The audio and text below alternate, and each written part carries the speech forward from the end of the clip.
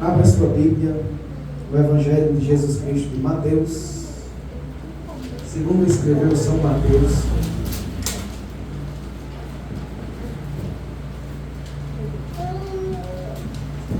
capítulo 16.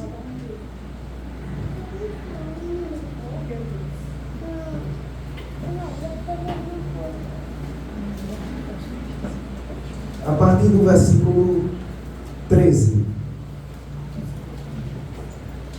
Mateus capítulo 16 e o versículo 13, que diz assim: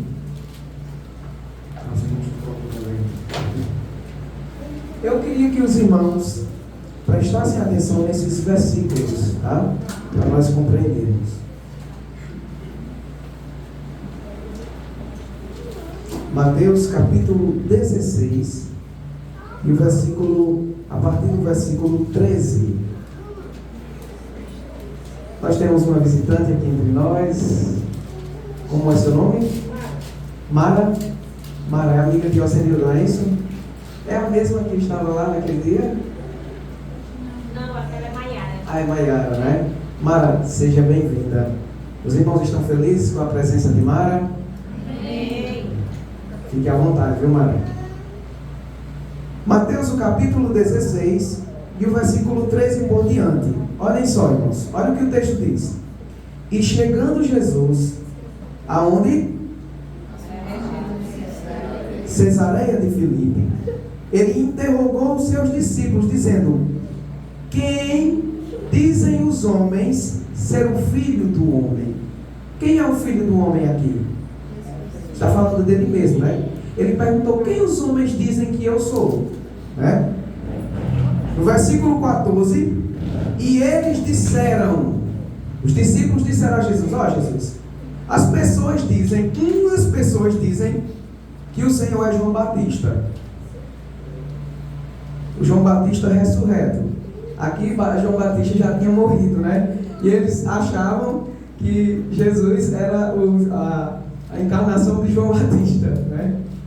Uns dizem que o Senhor é João Batista. Outros acreditam que o Senhor é o profeta Elias. Outros acreditam que o Senhor é Jeremias ou um dos profetas. Olha só. Então haviam diversos conceitos sobre quem era a pessoa de Cristo Jesus.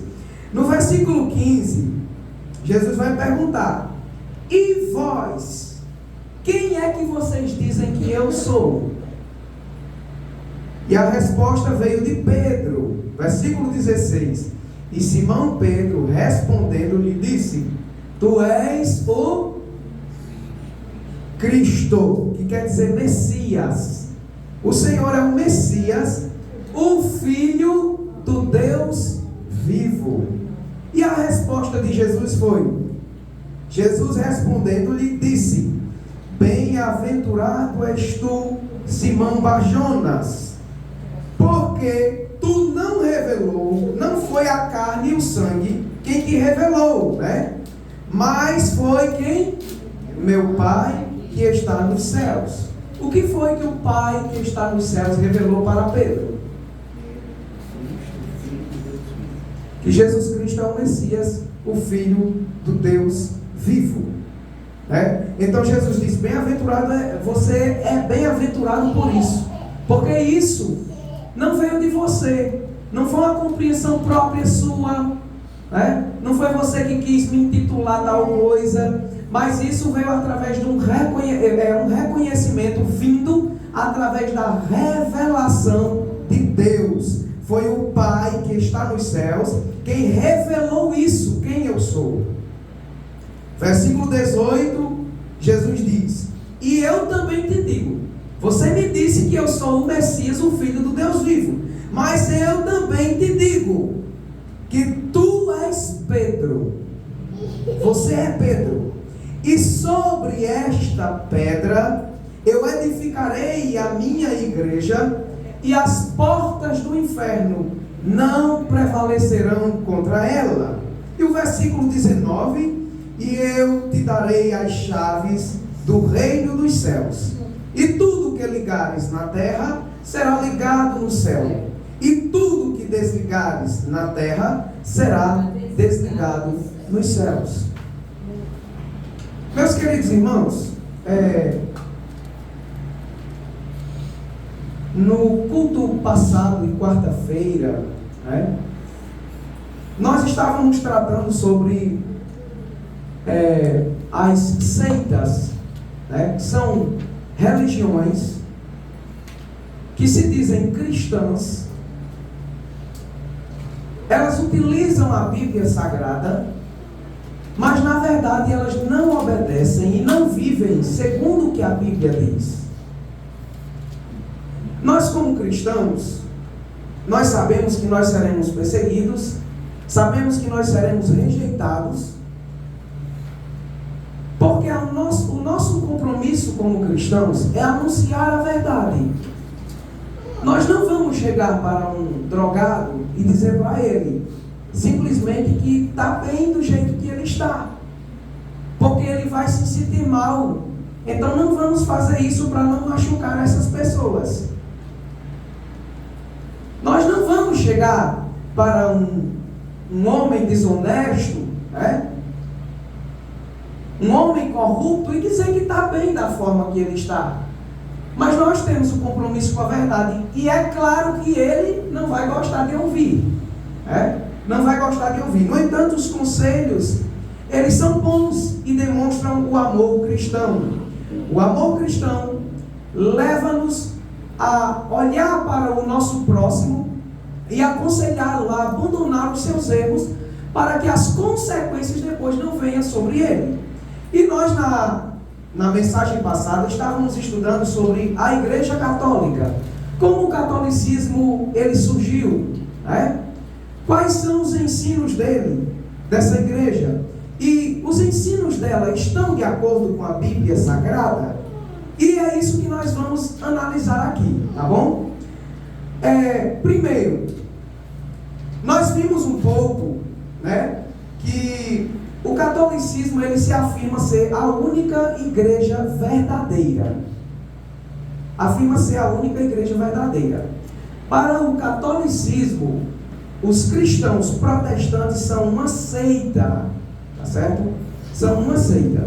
Eles podem estar certos. Qual é o critério para se avaliar isso?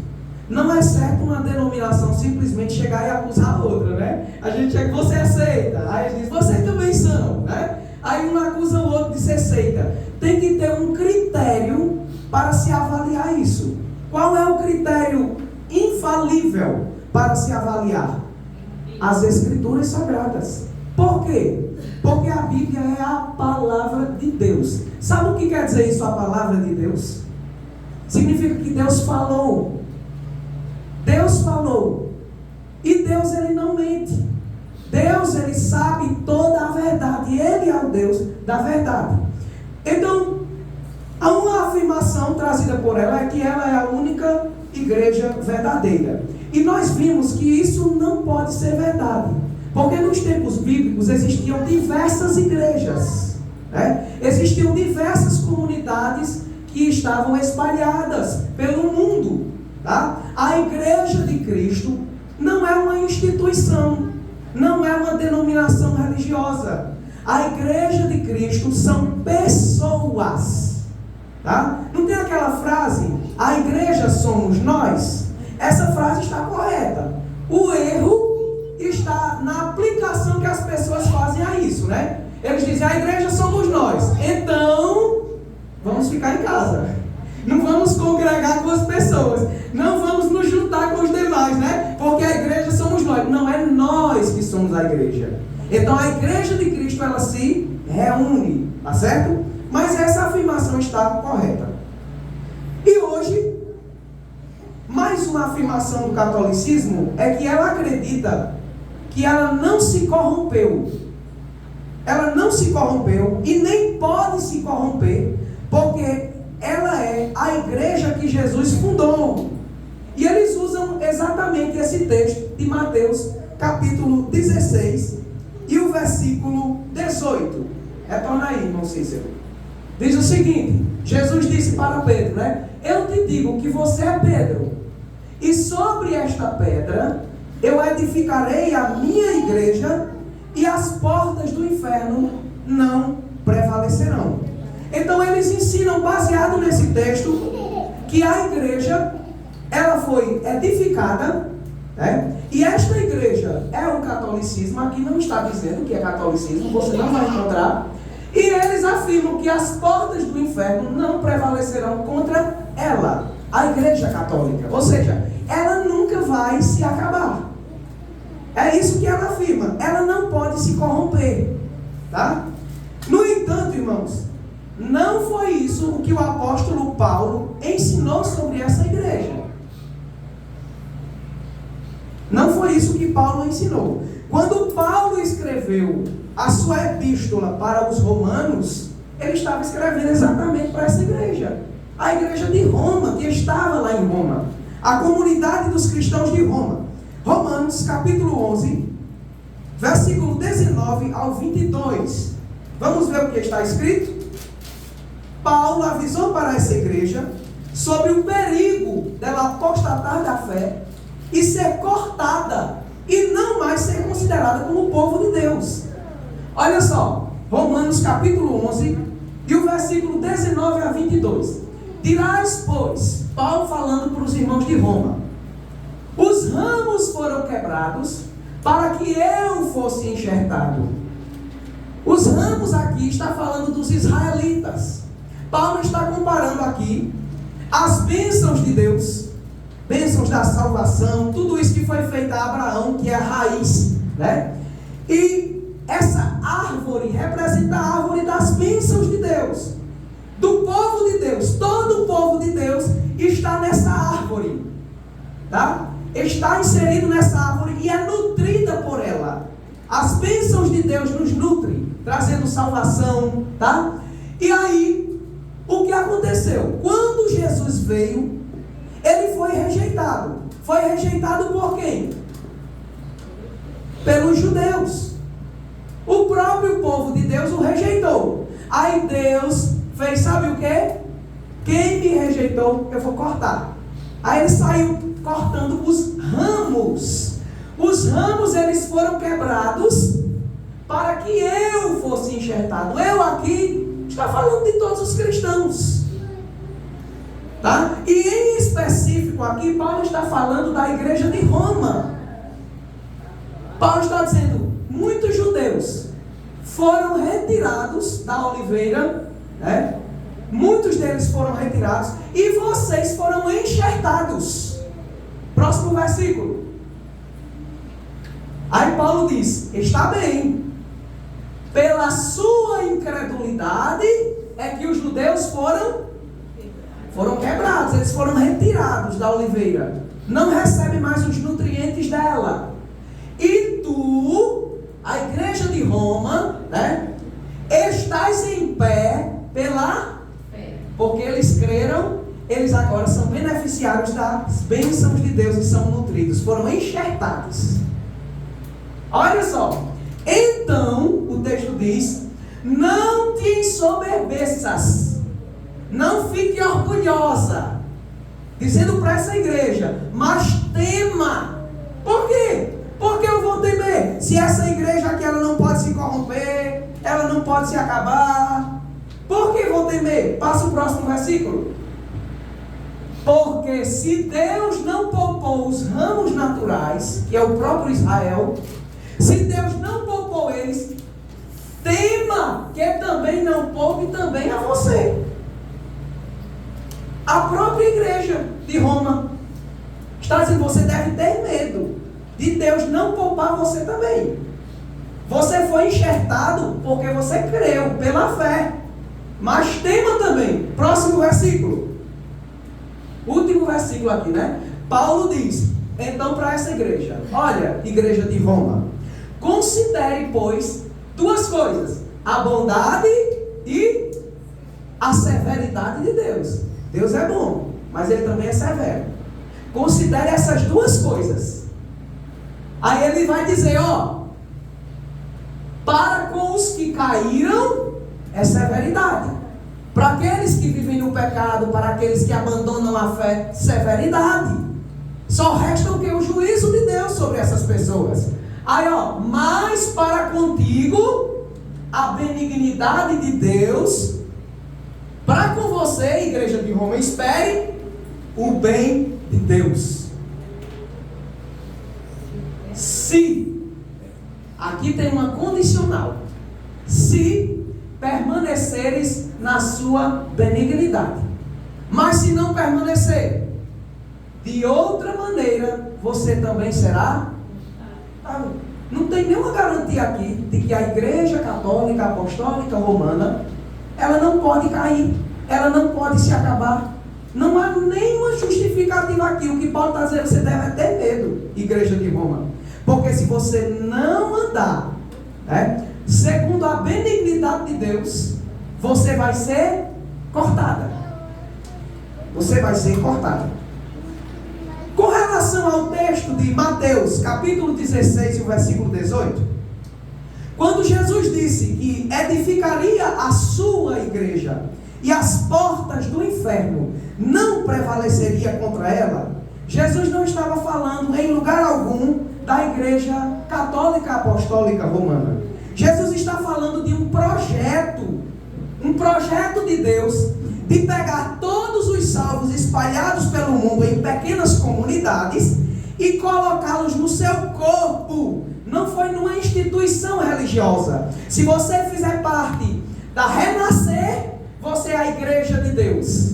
Se você fizer parte da Batista, você é a Igreja de Deus. Se você fizer parte da Assembleia, você é a Igreja de Deus. Se fizer parte da Igreja Católica, só da nossa. Se for de outra, não é. Não é isso. A Igreja de Deus não é uma denominação. Tá? Não é uma denominação. Jesus está falando aqui do seu projeto de juntar todos os salvos, todos aqueles que crerem nele pela fé, e inseri-los no seu corpo, nesse projeto que é a igreja, não em uma instituição religiosa. Veja, por exemplo, Efésios capítulo 1, os versículos 22 e 23. Veja aqui.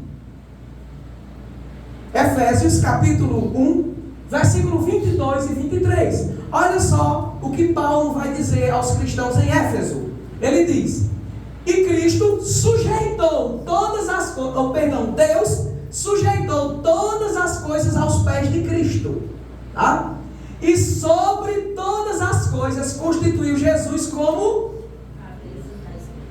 cabeça da igreja. Mas o que é a igreja? Próximo versículo. Que é o seu. A igreja é o corpo de Cristo. Está vendo? A igreja não é a instituição, é o corpo de Cristo. Essa é a definição bíblica do que é a igreja. Mas quem é a igreja?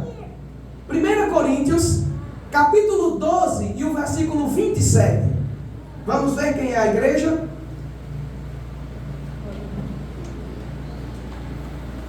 Ora, vós sois o corpo de Cristo. A igreja ela é o quê?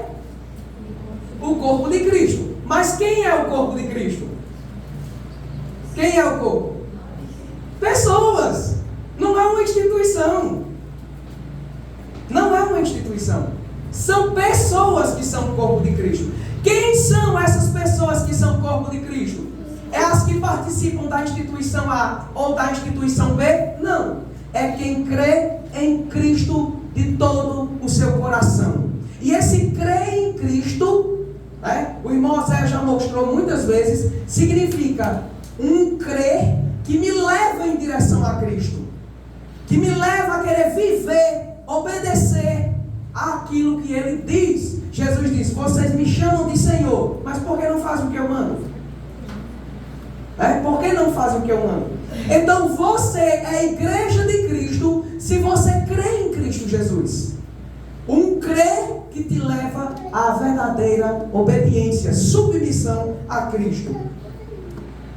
Então a igreja são pessoas, tá? Não é uma instituição. capítulo 16 e o versículo 19. Olha só, irmãos. 1 Coríntios, capítulo 16, versículo 19 diz: as igrejas da Ásia vos... Igrejas aqui está falando de comunidades espalhadas pela Ásia. Comunidades de cristãos. Aí olha só: saúdam-vos afetuosamente no Senhor Áquila e Priscila, como a igreja que está em sua casa. Agora me diga, como é que a gente junta uma igreja numa casa de alguém? A gente pega o prédio, leva nas costas e bota lá dentro da casa? É?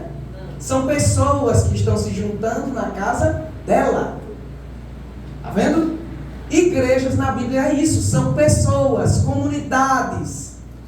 Nunca é, irmãos, um prédio ou uma instituição.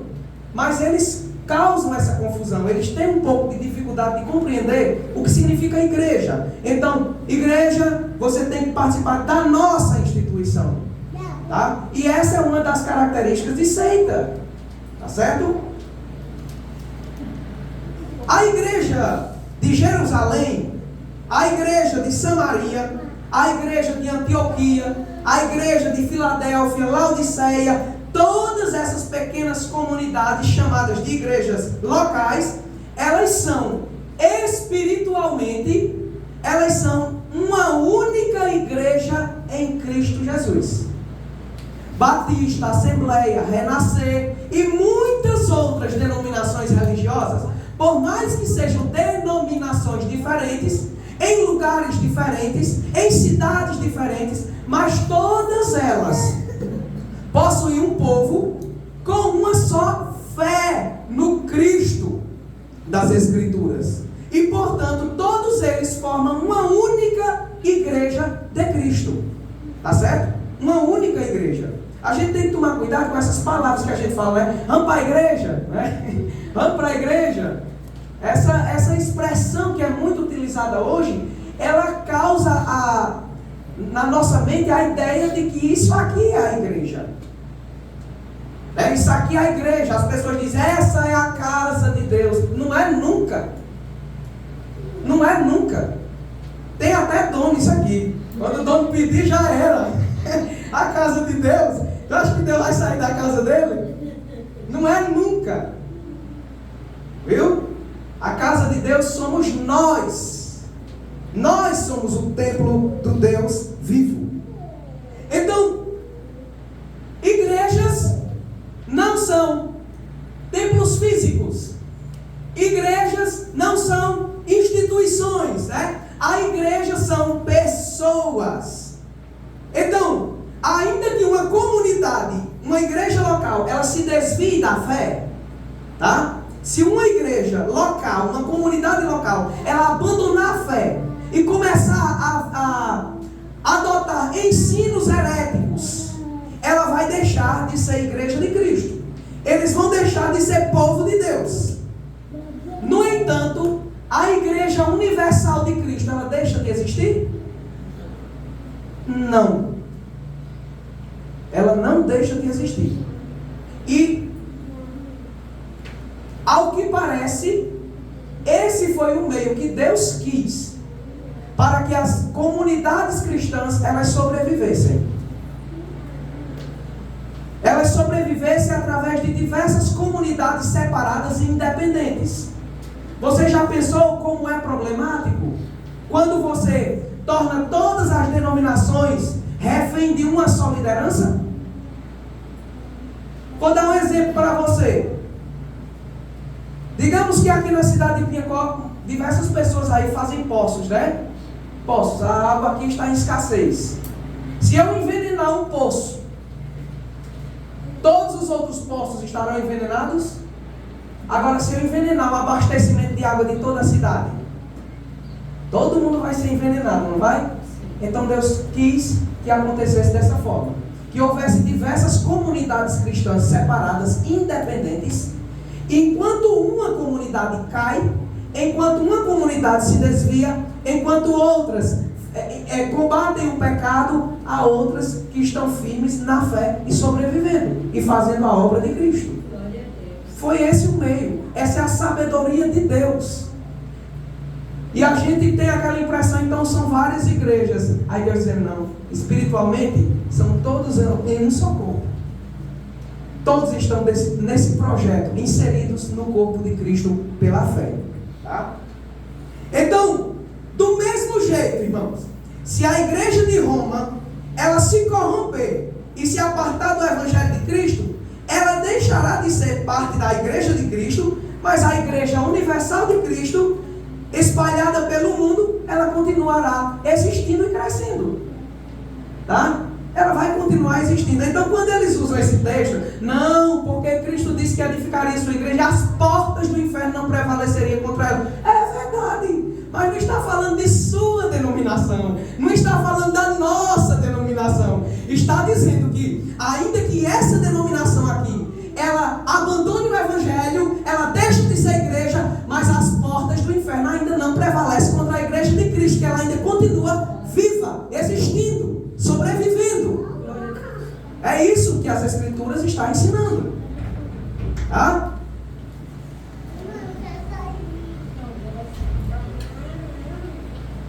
A igreja, ela não deve ser confundida também, né, com esse edifício que a gente falou. Abra sua Bíblia em Levítico, capítulo 17, versículo 8 e 9.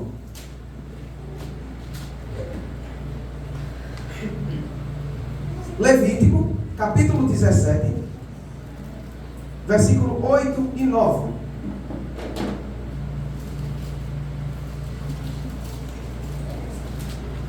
Diz o seguinte, olha a ordem aqui, tá?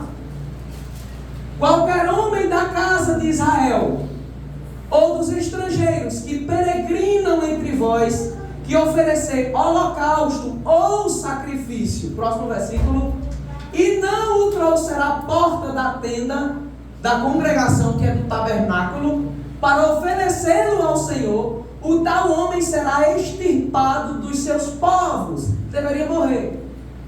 Se alguém oferecesse um sacrifício a Deus fora do lugar sagrado determinado, essa pessoa deveria morrer. Ninguém poderia fazer um sacrifício em casa para evitar a idolatria, que as pessoas estavam sacrificando a ídolos. Então Deus não quis que as pessoas agora fizessem mais essas coisas, para que cada um não cultuasse Deus da sua forma e até outros deuses. Aí Deus diz, tudo agora vai ser controlado, para que o povo não se envolva na idolatria. Todo mundo que for oferecer um sacrifício vai oferecer no tabernáculo ou no templo. Aqui no templo só tinha o tabernáculo. Vai ter que oferecer no tabernáculo.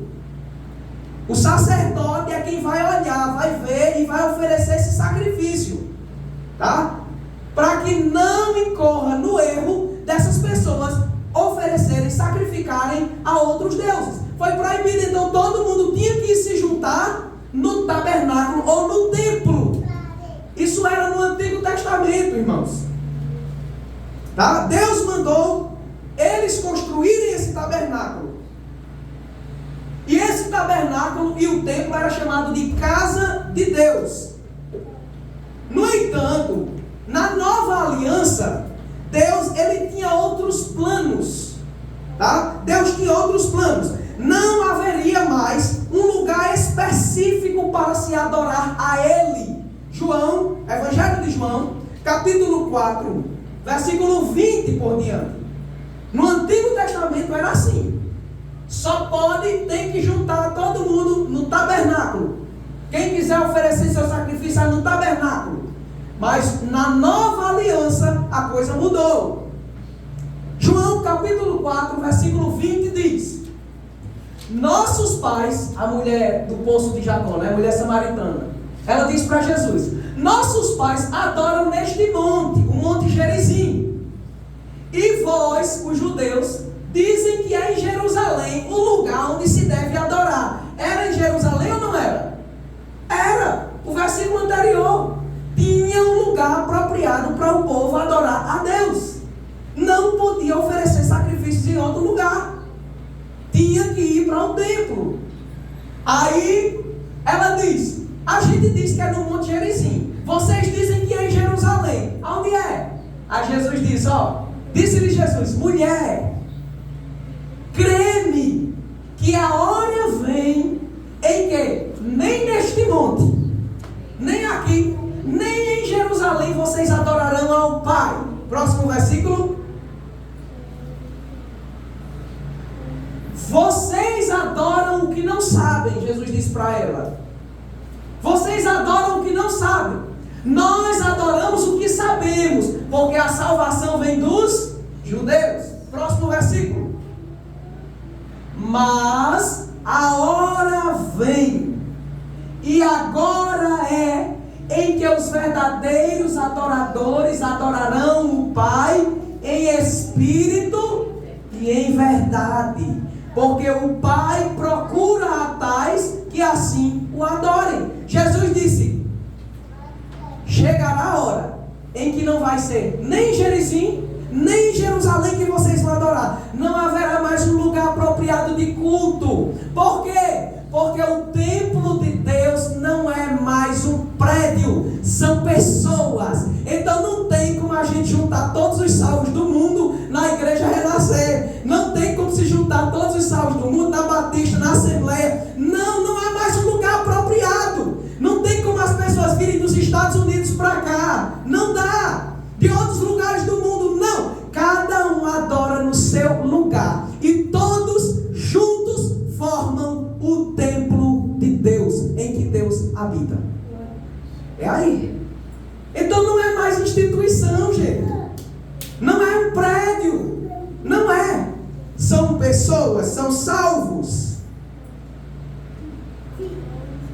Jesus poderia ter muito bem ter dito para essa mulher samaritana, né? Não é nem Jerusalém, né, meu marido? Nem no Monte Gerizim, mas é na Igreja Católica Apostólica Romana. Tem que ir para lá, né? Mas ele não disse isso, velho. O interessante é que ele disse uma coisa que para aquela mulher foi algo duro, né? No versículo 22, né? Sim. Vocês estão adorando, vocês não sabem. Isso. Então isso daí foi algo duro, né? Foi. E mesmo assim ele disse, hoje quando a gente diz algo duro assim, né? As pessoas levam a mal, acham que quer ofender, Verdade. acham que quer magoar, acham que só se acha o certo. Verdade. Né? Muitos não querem ouvir isso, né? Muitos adoram realmente o que não sabem. Eles não conhecem as Escrituras Sagradas, né? E vivem de acordo com a sua opinião de como é que se deve adorar a Deus, como é que se deve servir a Deus. Mas não é assim. Tá? Não é assim. Veja também o que Paulo disse em Atos capítulo 17, o versículo 24. Atos 17 e o versículo 24. Olha só.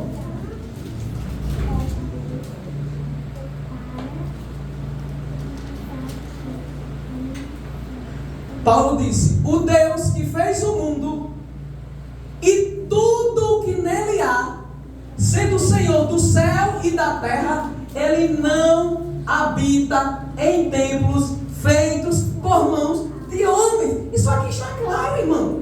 Está claro. As pessoas hoje fazem templos, a coisa mais linda, luxuosa, querendo dar àquele templo uma casa velha. Só tem cimento, terra, areia que pegou no chão, né? Querendo dar um aspecto de algo sagrado. De algo sagrado, que só de você estar lá já transmite uma graça para você. Isso aqui é apenas prédio, tijolo, cimento e nada mais. E nada mais. Aonde os cristãos eles se reunirem, a igreja de Cristo está presente e Deus está habitando no meio do seu povo. Tá? Deus não habita em templos feitos por mãos de homens. Pedro também, em sua primeira epístola, 1 Pedro, capítulo 2, versículo 5, olha só o que Pedro afirma.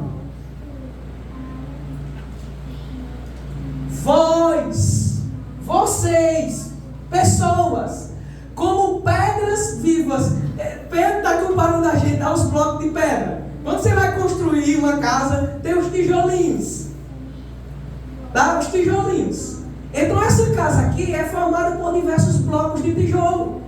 Pedro diz, vocês do mesmo jeito, vocês são como pedras vivas. Não é tijolo sem vida, vocês são pedras vivas, pessoas. Como pedras, vocês são edificados uma casa espiritual e sacerdócio santo. Olha só, para oferecer-lhes sacrifícios espirituais agradáveis a Deus por Jesus Cristo. No tempo do Antigo Testamento, os sacrifícios deveriam ser oferecidos aonde?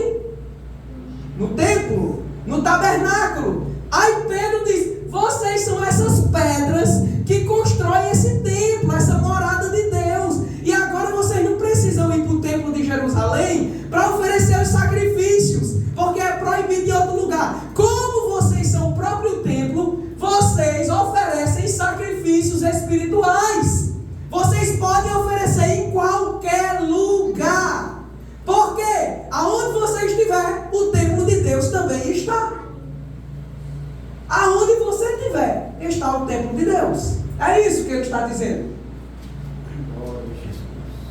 Então, segundo Pedro, né, que ironicamente ele é chamado de um Papa da Igreja Católica, Pedro, ele disse que é nós que somos o templo de Deus. Não é a Igreja Católica Apostólica Romana, né? Não é o prédio da própria igreja, não é a instituição. Cada um de nós somos essas pedras que juntas formamos o templo de Deus, um templo espiritual e não físico. Meus queridos, a igreja de Roma, ela caminhou bem nos primeiros séculos. Quando Paulo escreveu sua epístola aos Romanos, ele escreveu trazendo elogios para esta igreja, tá? Só que, por bastante tempo, né, os cristãos primitivos, eles se reuniam nas casas, eles não tinham templos, tá?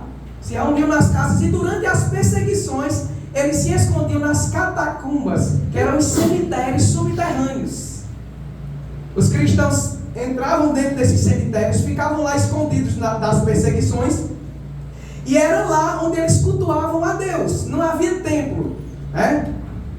No entanto, essa igreja fervorosa de Roma, aos poucos ela foi se afastando do verdadeiro evangelho. De maneira que, como disse um escritor chamado Adelson Damasceno, ele diz, a igreja que nós conhecemos hoje, com o nome de Igreja Católica Apostólica Romana, ele diz, nada mais tem a ver com a igreja primitiva. Ela mudou tanto ao longo dos séculos, que não tem mais nada a ver com essa igreja aqui, bíblica, tá? Ela perverteu-se ao longo dos tempos. No ano de 313, coloca lá no slide, por favor, irmão Cícero.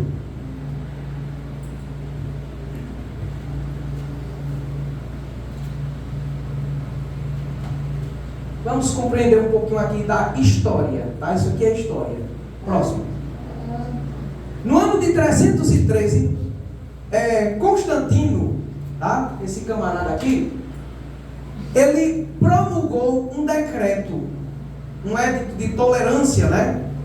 Acabando com as perseguições aos cristãos. Até aí os cristãos eram perseguidos, tá certo? Só que Constantino, ele disse que teve uma visão, né? Que ele viu o sinal da cruz, né? E ele ouviu, parece, a voz dizendo, com este símbolo vencerás, né? A partir daí ele adotou essa cruz e foi vitorioso nessa batalha, né? E então ele se converte ao cristianismo. A partir daí, em Roma, em todo o Império Romano, o cristianismo vai ser aceito. Os cristãos que antes se escondiam, que eram perseguidos, agora eles têm liberdade de cultuar a Deus. Tá certo? Constantino, ele acreditava, segundo os historiadores, Constantino não era um bom cristão, digamos assim, né? Ele, na verdade, ele acreditava que poderia tirar algum proveito político se aproximando do cristianismo. Então o que foi que ele fez? Ele se juntou com os cristãos e usou isso para atingir os seus propósitos. É um perigo. Vocês veem no período da política, o que acontece? Não é? As pessoas querem se aliar à igreja, conseguir o apoio, não é? Há pessoas que têm bons projetos, que querem defender princípios bíblicos, mas há outros que são pilantras. E eles querem fazer isso, e a gente tem que tomar cuidado. Constantino fez a mesma coisa, se juntou com os cristãos e atingiu aí os seus propósitos através dos cristãos, né? O que foi que Constantino fez? Primeiro, ele deu liberdade religiosa para os cristãos. Cristãos não serão mais perseguidos, tá? Segundo, Constantino concedeu grandes somas de dinheiro para a construção de templos. Os cristãos agora podem ter seus templos. Antes se reuniam nas casas. Não, fazer um negócio bonito agora, luxuoso, né? Construção de templos. Templos belos, luxuosos. Depois, ele isentou os sacerdotes das obrigações militares. Se você for um bispo, você não vai mais pagar, né? Ou melhor, você não vai mais prestar serviço militar e nem vai mais pagar imposto para Roma, tá? E, em quarto lugar, ele deu fim a uma prática de culto ao imperador. O imperador, ele era idolatrado, tá? O imperador, ele exigia ser chamado de Senhor, de Kyrios. E os cristãos se recusavam a chamar o imperador de Senhor, porque só Cristo era Senhor. Chamar o imperador de Senhor equivalia a chamá-lo de Deus, de uma divindade. Então os cristãos não faziam isso, e por causa disso eles morriam, eram perseguidos, tá? Mas Constantino, ele disse: eu vou acabar com isso. Não tem mais culto ao imperador, não. Ele não vai ser mais adorado como um Deus. Quantos benefícios os cristãos não conseguiram aí, não é? Muito bom. Mas foi somente no final do século IV, passe aí, irmão Cícero, que esse imperador aí, perigoso, Teodósio, ele adotou o cristianismo como a religião oficial do Império Romano. Tá? A partir daí, a igreja de Roma agora, ela passará a ter poderes políticos e militares. Qual é o problema com isso, irmão? Uma igreja ter poder político e militar? Porque ela vai utilizar os poderes políticos e militares para cumprir propósitos religiosos. Isso é perigoso. Você já imaginou? Segundo as Escrituras, se um crente pecar, ele cometeu um pecado digno de disciplina, ele vai ser disciplinado. Agora, já imaginou? A igreja junta com o Estado e ela usar esse poder, o poder militar. Um crente pecou, vai para a cadeia, vai ser preso, vai ser torturado. Não é perigoso isso? Pois foi isso que aconteceu. Olha só o que aconteceu a partir daí. Ela vai ter esses poderes. Os não cristãos vão ser obrigados a se converterem ao cristianismo, tá? E as comunidades cristãs que estavam espalhadas pelo Império Romano, elas foram ameaçadas e obrigadas a se submeterem à igreja de Roma. É aí onde Roma, a igreja de Roma, vai querer exercer o poder sobre todas as outras. Você é cristão? Sou não. Se você não for, você vai para a cadeia, vai ser preso. Vai ser preso. Aí os camaradas, então, vão me converter. E você? Você é cristão? Sou. Mas você faz parte da igreja de Roma? Não, nós somos igrejas de Cristo, cremos no Evangelho, mas não somos. Tem que fazer parte, senão pode desmanchar aí. Foi isso que aconteceu sobre ameaças. Essas medidas aqui, né? Elas trouxeram duas consequências graves. Primeiro, os pagãos que sob ameaça eles tiveram de abandonar as suas religiões, se converter ao cristianismo, eles traziam suas práticas pagãs para dentro do cristianismo. O camarada se converter não, se dizer cristão sob ameaça, medo de morrer, não se convertia de verdade. Então vinha trazendo o mundo para dentro do cristianismo, trazendo suas práticas para dentro do cristianismo. Todo mundo era obrigado. E outro problema, a igreja de Roma, quando ela obrigou todas as demais igrejas a se submeter a ela, se a igreja de Roma ela apostatasse da fé, todas as outras igrejas também cairiam da mesma forma, porque os ensinos dela, ela imporia para as outras igrejas e todos teriam que adotar o mesmo estilo. E foi isso que aconteceu ao longo dos séculos. A intercessão pelos santos, né? A intercessão dos santos, a oração pelos mortos, né? A veneração aos santos, a confissão auricular, a idolatria, todas essas coisas entraram para dentro da igreja e as outras tiveram que adotar e seguir o mesmo costume, tá? Outra coisa que aconteceu foi que com a proibição do paganismo no Império Romano, os templos pagãos eles foram transformados em templos cristãos. Não é estranho isso? Você pega um templo lá pagão, né? Aí você diz, aqui agora vai ser uma igreja cristã. E aí, quais foram os problemas? Passa aí, irmão Cícero. Agora, as imagens que havia nesses templos pagãos foram substituídas por imagens de santos do catolicismo. Eles disseram aqui, está aqui o templo, a gente só vai transformar algumas coisinhas. Aí começaram a colocar lá as imagens dos santos, né? Em cada cidade, no Império Romano, cada cidade tinha um deus protetor. O que foi que eles fizeram? Sob a influência do paganismo dentro da igreja. Agora, eles substituíram os deuses protetores de cada cidade por santos padroeiros. Aqui é o Santo Antônio. Santa Ana é Santa Ana, né? E cada cidade vai tendo o seu próprio santo protetor. Essa era uma prática do paganismo, tá? Isso não existia no meio cristão. Então, a conversão em massa de pessoas que não tinham compromisso com o Evangelho fez isso, que eles trouxessem suas práticas pagãs para dentro da própria igreja. Passa aí para o próximo. A deusa Ísis. Essa aqui é uma deusa egípcia. A deusa com seu filho foi substituída também pelas imagens de Maria carregando a criança. Olha as semelhanças. Uma mãe amamentando seus filhos e Maria amamentando Jesus Cristo. Qual é a semelhança do paganismo? Que os mesmos títulos de Ísis, dessa deusa, foram transferidos para Maria.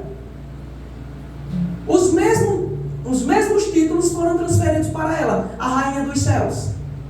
Rainha dos Céus era um título de Ísis. Está lá em Jeremias 44:17, falando dessa deusa. As pessoas que adoravam a ela faziam bolo, mexiam massa, né, para oferecer em sacrifício para essa deusa.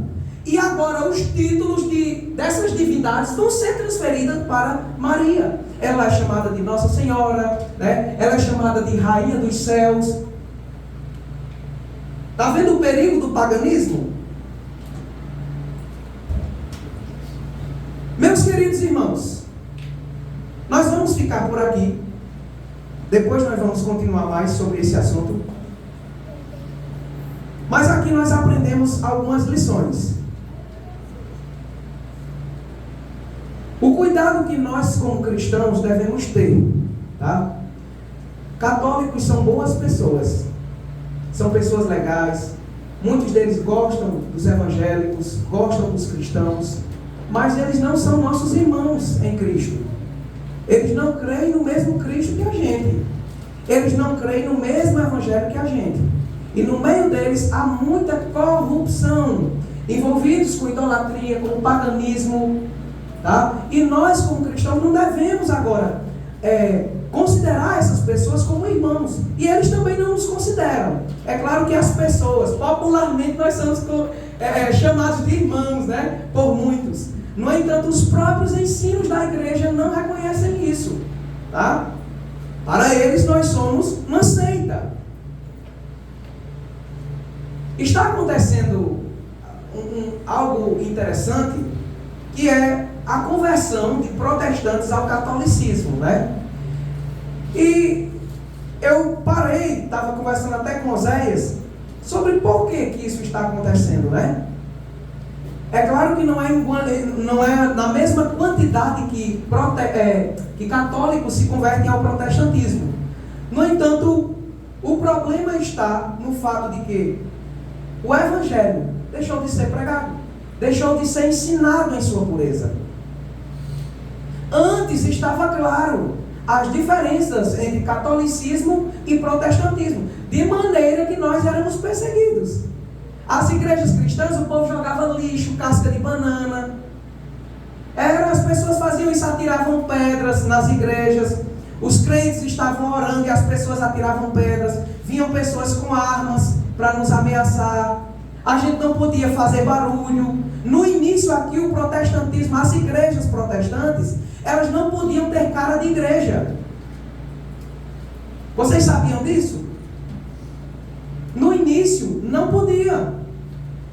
Os cultos de doutrina eram feitos de portas fechadas pelo perigo. Estava às vezes o pastor pregando, ensinando, né? E os camaradas entravam para fazer baderna, para bater nas pessoas. Tinha gente que entrava com armas. Viu? Era perigoso. E hoje, as igrejas pararam de tratar sobre isso. Pararam de mostrar a verdade do Evangelho. Pararam de comparar essas duas denominações. E através disso, todo mundo gosta de crente. Mas por que você não ensinou mais? Por que você não fala mais? Antes se falava de idolatria. Idolatria. Olha, vocês estão cometendo idolatria. E as pessoas tinham raiva da gente. Hoje somos bem aceitos. Por quê? As mensagens hoje são coach. Não é a pregação do Evangelho. Olha, você está passando por isso, né? Então, cabe em qualquer lugar. Esse tipo de mensagem cabe em qualquer lugar. Cabe no terreiro de macumba, cabe lá na igreja dos satanistas, cabe em qualquer lugar. Se você trouxer o Evangelho só de autoajuda, em todo lugar dá certo. No entanto, nós, irmãos, não trazemos esse Evangelho de autoajuda. Nós trazemos o Evangelho que salva, que liberta e transforma o homem. Tira o homem da sua vida de pecado, tira o homem da sua idolatria e faz ele se parecer com Cristo. Essa é a finalidade do puro Evangelho. Eu agradeço a oportunidade.